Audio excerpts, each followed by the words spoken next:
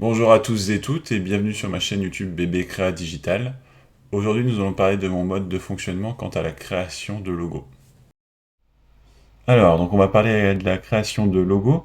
Actuellement nous sommes donc sur le logiciel Corel Vector ressemble à Adobe Illustrator qui permet en fait la création d'images et de logos point par point avec l'outil stylo.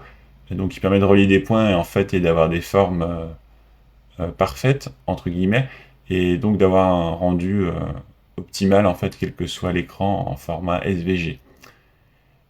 Donc voilà, et pour commencer, nous allons voir différentes étapes, mais pour commencer, nous allons commencer par le mood board. Je vais zoomer un petit peu. Hop. Le mood board, en fait, c'est ce qui permet de s'inspirer des différentes marques qui existent, et donc de prendre ce qu'il y a de mieux dans les autres marques et de l'intégrer à la marque que l'on souhaite créer, donc au logo.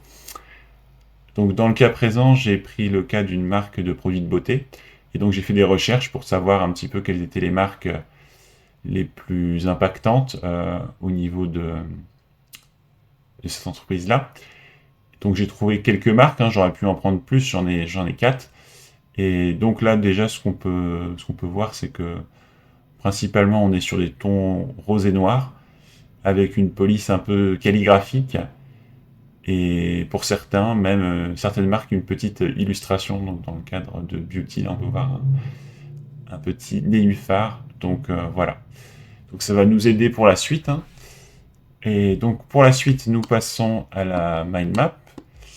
La mind map, alors ça peut être beaucoup plus développé, mais en gros, c'est ce qui permet en fait de regrouper les attentes clients et moi ce que j'ai remarqué et donc ce que je souhaite mettre en place pour le logo.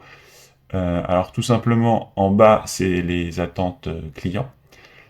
Donc vous avez donc les attentes qui sont de couleur maximum et un cœur qui doit apparaître dans le logo, avec la marque du client bien sûr qui apparaît au milieu, Lovely. Et en haut, donc ce que j'ai remarqué et ce que je souhaite intégrer dans le logo suite à ce qu'on a vu précédemment sur le mood board, donc des couleurs rose et noir et une police calligraphique que je souhaite intégrer sur le logo. Voilà, donc je vais dézoomer un petit peu. Donc par la suite, vous avez plusieurs itérations, plusieurs logos pour lesquels j'ai réfléchi, toujours en intégrant le cœur. Donc j'ai commencé par une police assez classique, avec un cœur intégré, mais dont je n'étais pas exactement satisfait. Euh, Au final, donc j'ai fait plus d'itérations, et donc je suis tombé sur une police pour lequel j'étais un peu plus en corrélation. Donc c'est la police Playball. Donc vous voyez, c'est beaucoup plus calligraphique, c'est beaucoup plus beau. Ça met bien en valeur la marque Lovely. C'est des jolies formes.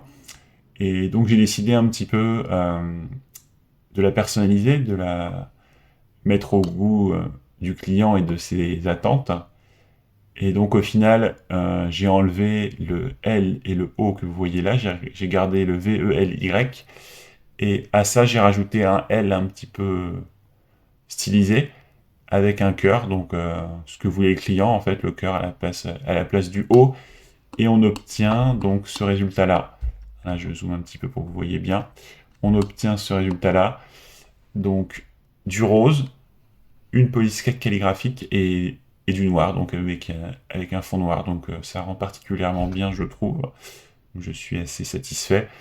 Et donc pour me rendre compte un petit peu de comment ça peut marcher et puis savoir si ça peut être affiché sur des packaging, j'ai décidé de mettre ça directement en adéquation sur différents formats. Et donc là, vous pouvez le voir. Donc je l'ai mis en place le logo sur une affiche d'enseigne, donc on peut le voir ici. Également sur un rouge à lèvres pour voir un petit peu ce que ça donne aussi. Et puis sur un sac, hein, pour voir effectivement ce que ça peut donner pour le client, donc sur sa marque. Voilà. Donc là, vous avez un petit aperçu en fait de mon mode de fonctionnement, effectivement, pour la création de logos. Donc de la phase entre guillemets où on réfléchit, hein, ou la phase de réflexion jusqu'à la phase où effectivement on intègre le logo à différents supports. Voilà. Donc voilà, vous avez un petit aperçu de mon mode de fonctionnement pour la création de logos. Merci d'avoir suivi cette vidéo. N'hésitez pas à me contacter pour tout besoin quant à la création de votre logo ou bien de votre site web, directement par mon site bbcreate-digital ou alors via mon mail contact@bbcreate-digital.fr. Merci d'avoir suivi cette vidéo, n'hésitez pas à vous abonner. Je vous dis à bientôt sur cette chaîne YouTube.